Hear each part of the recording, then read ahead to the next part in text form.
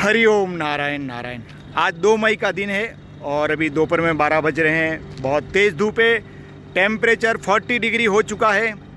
इस WAG-12 लोको के साथ हम जाएंगे अहमदाबाद की साइड में। करचिया यार्ड से लोड पे लगा दिया है लोकोमोटिव को। अभी ये तैयार हो जाएगा, उसके बाद में अहमदाबाद की तरफ। हालांकि इस लोको में ऐसी लगा हुआ है, बहुत ही अच्छा लोकोमोटिव है। WAG-12 लोकोमोटिव HR पेंटो होता है इसमें, और लगता है 2 लोकोमोटिव, लेकिन ये पूरा 1 लोकोमोटिव ही होता है। 2 भाग कहलाते हैं इसके।